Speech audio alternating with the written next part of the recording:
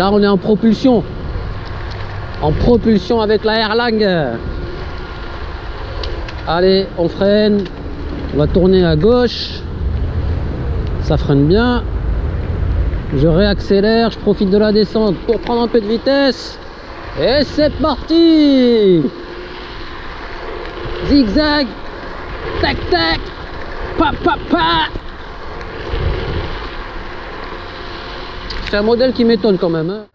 48 volts, 17,5 ampères, moteur de 500 watts. Je profite pour découvrir un peu ses caractéristiques. On est assez confort quand même, hein. Cette vidéo sera divisée en deux parties. Premièrement, l'unboxing et ensuite la vidéo ride test. Et je présenterai ce modèle aux copains pour qu'ils puissent découvrir cette marque.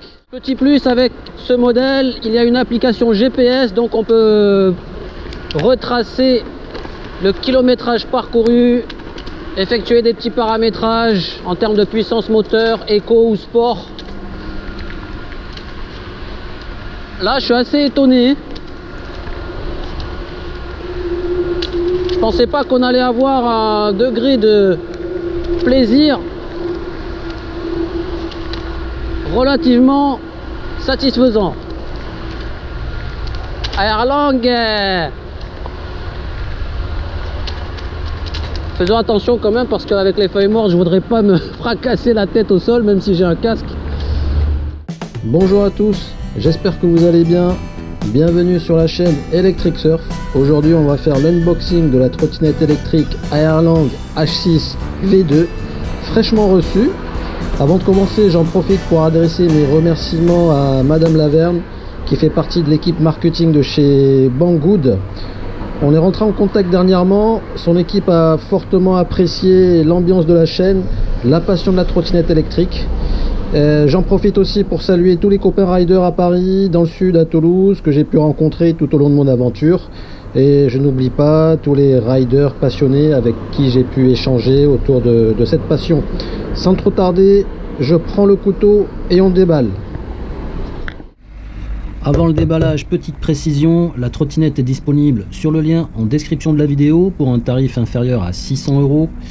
Gros bonus, je vous fais profiter d'un coupon de réduction valable jusqu'à fin novembre 2021. Il est fort probable que le prix TTC final soit inférieur à la barre des 500 €. Précision complémentaire, la trottinette est expédiée depuis l'entrepôt européen basé en République tchèque. Et d'autres promotions sont à venir, restez connectés, c'est actuellement la période du Black Friday, donc n'hésitez pas. Et pour finir, spéciale dédicace aux différents copains pour tout entretien de trottinette, réparation, maintenance. Juju l'instable pour la région toulousaine et le copain Kenshido pour la région Paris-Île-de-France. Passons au déballage. Expédié le 11 novembre et reçu le 17 novembre, donc en 7 jours. J'ai reçu le colis en bas de chez moi.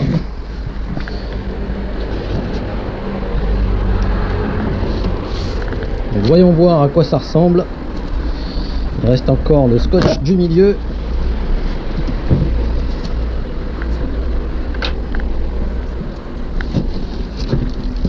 Ah oui, donc en fait je l'ai mise à l'envers, il fallait que je la positionne de l'autre côté parce que là on la voit à l'envers. Non mais c'est peut-être étudié pour. Alors c'est une trottinette en 48 volts. Qu'est-ce qu'il y a dans cette boîte? Je présume qu'il y a le chargeur. Le chargeur, on fera des tests après.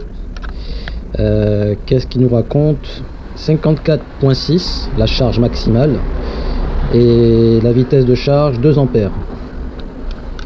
Je la mettrai en charge tout à l'heure avant de faire la vidéo test qui interviendra dans une deuxième partie. Donc je pense que je vais couper pour pouvoir retirer la trottinette, à moins que je... Non, on va la déballer, on va la sortir. Je vais inverser le carton. Ouais, ça marche. Bon, en fait tout est étudié pour. On la met à l'envers, on retire le carton Et on a la trottinette.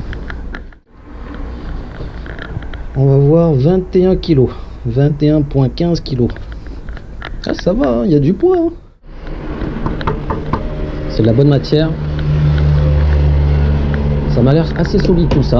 20 kg quand même, il y a de la structure. Et je m'attendais pas à ce qu'il y ait un amortisseur en dessous. Je regarde, ouais, c'est un gros bloc d'amortisseur. Et le freinage électrique sur la roue arrière. Et les doubles freins à disque pour l'avant et l'arrière. Mon conseil, c'est de recharger la trottinette avant utilisation. Là, j'ai branché le chargeur. La lumière est verte. Lorsque je vais brancher, ça passera en rouge. Mais avant ça, avant de brancher le chargeur, je voulais justement vérifier au voltmètre quel était le voltage qu'il en ressort. Alors, vérifions.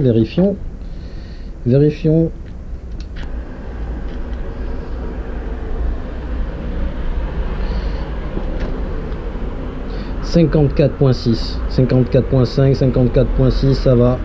Chargeur calibré avec précision. Donc on va charger la trottinette. Parallèlement, je vais vérifier la pression des pneus. Le port de charge, il est là. C'est un port GX16 3 pins. Sur le côté, normalement, il nous indique la pression des pneus en PSI ou en barre. Voilà, 30 PSI maximum. J'ai dévissé la valve pour pouvoir insérer. Ah, 27 PSI. On est proche des 30. Voilà. Je me mets en dessous de 30, 29, c'est bien. L'avant, j'aime pas que ça soit trop dur. Même si on aperçoit qu'il y a un système d'amortissement. Donc l'avant, c'est réglé. L'arrière, donc c'est un moteur arrière de 500 watts. Voilà, je m'arrête juste un peu avant. J'aime pas que ça soit trop dur. 29, 28, c'est très bien. Donc on a gonflé les pneus, la charge est en cours. On va en profiter pour parler un peu des caractéristiques de ce modèle. Airlang H6 V2.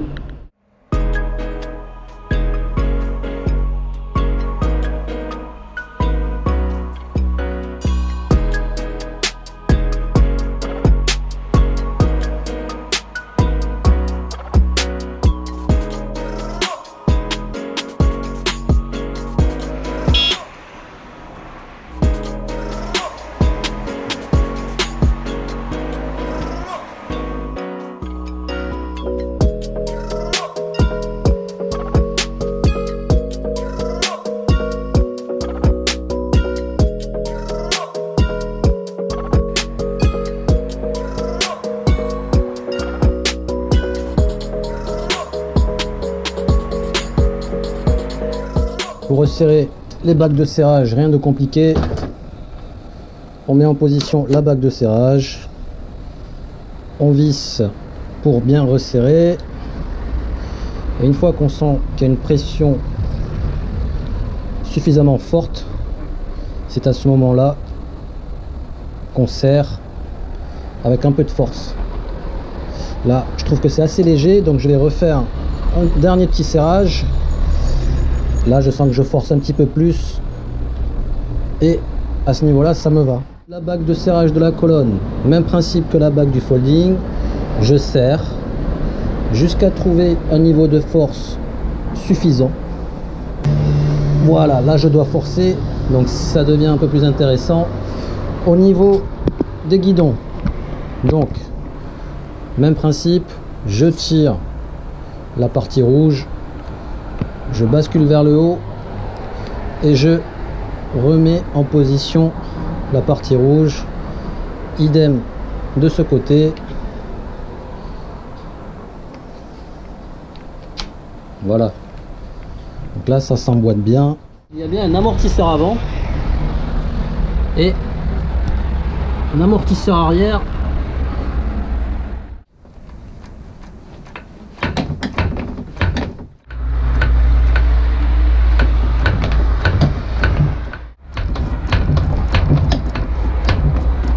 On va écouter un peu le son des matériaux. Plastique rigide qui fait le contour du compartiment deck.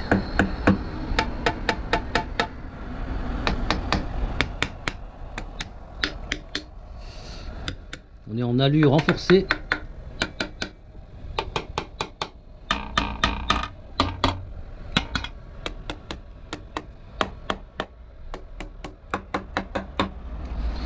Donc pour 20 kg, ouais, je pense qu'il y a une bonne résistance de la structure.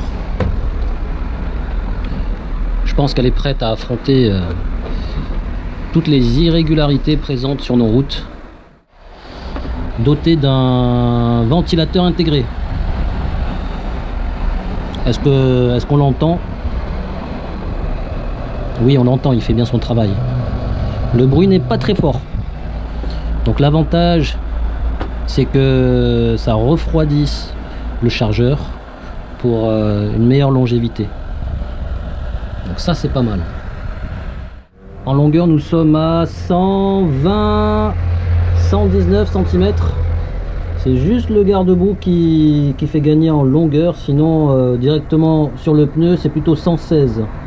Soit 2-3 cm de plus que ma Dualtron Raptor quand même, hein, Raptor modifié. À l'avant, on est à 49 cm. Et à l'arrière, entre le bas du pneu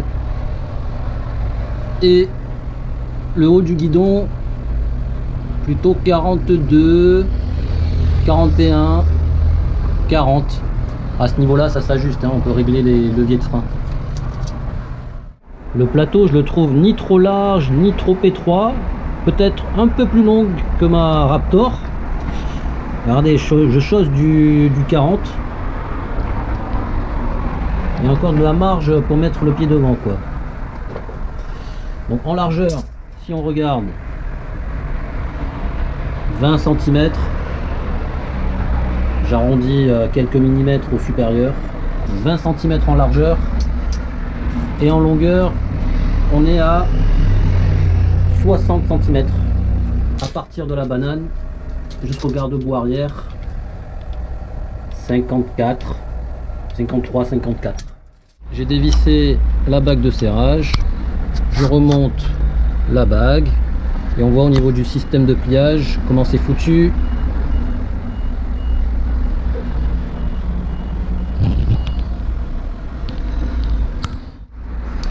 Ah oui, donc moi ce que je voulais voir, c'est le crochet.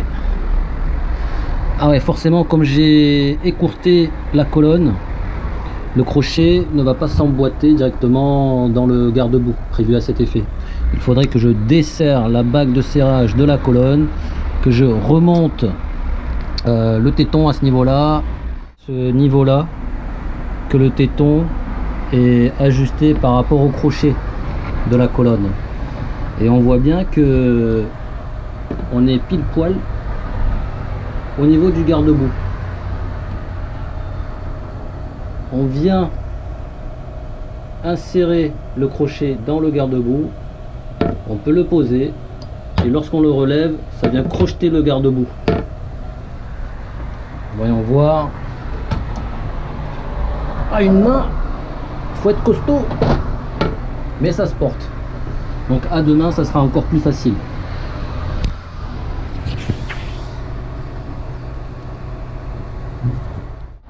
Pour plier le guidon, très simple, je tire la partie rouge comme ceci et je baisse. Rebelote de l'autre côté, je tire la partie rouge et je baisse. Donc voilà à quoi ressemble la trottinette pliée. On est plutôt bien. Côté pneus, on est en 10 par 3, donc c'est du 10 pouces. Ici j'ai un exemple de 10 par 3 en pneus de la marque Hota, H-O-T-A.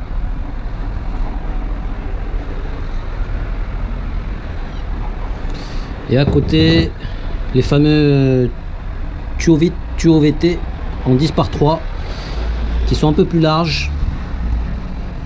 Je me demande si ça pourrait passer. L'entretoise est assez large. Peut-être que ça toucherait au niveau du garde-boue.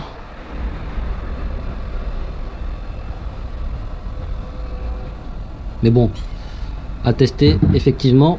Donc si c'est du tubeless, tant mieux. Donc on est bien en tubeless, gonflé à 30 PSI suggéré. Les roulements sont bien visibles à l'extérieur. Ça c'est sympa. Pensez à mettre un petit coup de graisse lithium hein, pour optimiser les roulements. On les voit bien droite et gauche. On va écouter un peu le bruit du moteur, voir comment il réagit.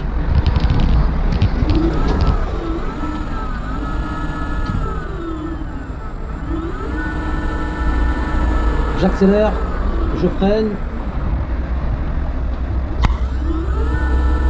je réaccélère.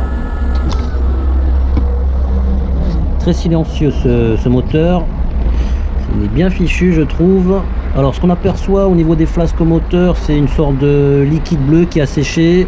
Est-ce que c'est de la loctite par rapport à la visserie, ou est-ce que c'est vraiment un joint de silicone prévu pour étanchéifier les flasques moteurs afin de préserver la qualité du moteur intérieur?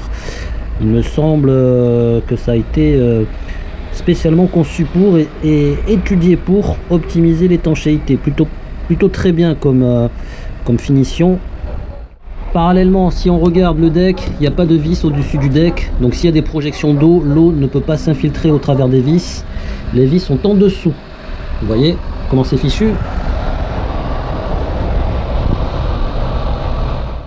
Voilà à quoi ressemble la partie supérieure, le guidon.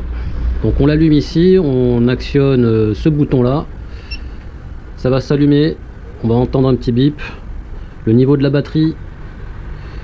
Ah, mais il y a la fonction Bluetooth. Je vais connecter mon smartphone pour voir les données que je pourrais obtenir. Les différents modes à mon avis, la vitesse. Donc à ce niveau là c'est le klaxon, un klaxon assez intéressant. Ah, un klaxon de type scooter. Et ici je me demande si c'est pas les options, si j'appuie longuement ou pas, est-ce que ça fait quelque chose à l'écran? Bon, peut-être qu'il faut rouler ou il faut utiliser l'application. Je vais prendre mon smartphone, je vais connecter la trotte au smartphone et on va voir ce que ça me dit. Au niveau des fonctionnalités, on va voir la température, l'ampérage et la batterie restante, 97%. Si j'accélère, voyons voir ce que ça fait. Ah ouais. On voit la consommation en ampères, la batterie qui diminue et le compteur de vitesse. Il y a d'autres fonctionnalités telles que la lumière, vous voyez,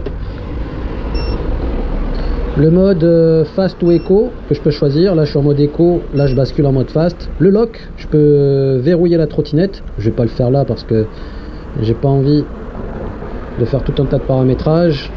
Là ce qui est intéressant c'est au niveau des paramétrages. Cruise control, c'est le régulateur de vitesse, le type d'accélération, eco ou fast, le type de démarrage, zero start ou slide start, donc c'est-à-dire démarrage direct ou démarrage en poussant avec le pied, accélération, ok, et aussi point positif, la couleur des LED et le mode de défilement des LED. Je ferai un test à la nuit tombée pour voir un petit peu ce que ça donne en termes de personnalisation de la couleur des LED. Bon, j'ai pris soin de démonter ce cache en fait qui est en plastique rigide. Ça sert à couvrir la partie inférieure du deck. Et en dessous, on a accès à la batterie. On a bien une batterie en 48 volts, 17,5 ampères. Au niveau du contrôleur positionné à l'avant, on a bien un contrôleur en 25 ampères quand même. Hein. 48 volts. Airlang Technology. C'est plutôt bien fait. Même au niveau de l'entrée du contrôleur, il y a un joint d'étanchéité, du silicone pour étanchéifier et protéger au mieux la zone d'accès. Et on a une alimentation en XT60. J'ai attendu exprès la tombée de la nuit pour mieux apprécier les couleurs des bandes LED latérales. Avec l'application smartphone, On va jongler entre les différents modes et voir la différence. Donc là je suis en mode 1, je passe en mode 2. Mode 3. Mode 4. Mode 5. Remarquez, à chaque fois il y a un bip sonore. Mode 6.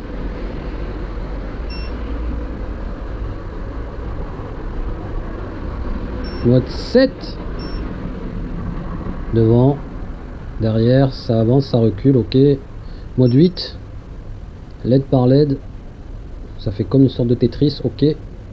Mode 9. C'est un peu la même chose que mode 8, mais c'est qu'une seule couleur, ok. Mode 10. Il y a un défilement assez particulier. Ça va vers le centre, ça repique vers l'extérieur. Mode 11. Il y a pas mal de modes. Là je suis en mode 12. Ah, ça fait un peu K2000, un peu policier. C'est rigolo ça. Ah, je vais le mettre ce soir. Ici on a le phare avant, derrière le feu arrière. Pour activer les LED, une simple pression. Voilà, ça s'est allumé. Et derrière pareil, ça s'illumine. Si je freine, ah, ça clignote. Gâchette de frein, ça clignote. Et je remarque, je freine, même les bandelettes latérales passent en couleur rouge, dis donc. C'est assez astucieux comme système. Je freine, j'arrête de freiner. Donc ça c'est avec la gâchette côté gauche et côté droit. Est-ce que ça fait la même chose? Eh bien oui. Les deux gâchettes droite et gauche possèdent un lien direct avec les bandes lumineuses et le feu de position arrière. Stylé, bravo. Le faisceau lumineux est assez intéressant. Est-ce que je vais pouvoir éclairer la maison en face? Ah ouais, quand même. Ah ouais, truc de malade. Putain. Et j'éclaire la maison en face quand même, hein.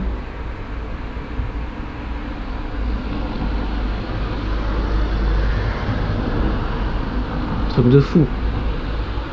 Ah ouais, ça rigole pas. Truc de fou. Je vais arrêter sinon les voisins vont péter un câble. On va éteindre. Simple pression.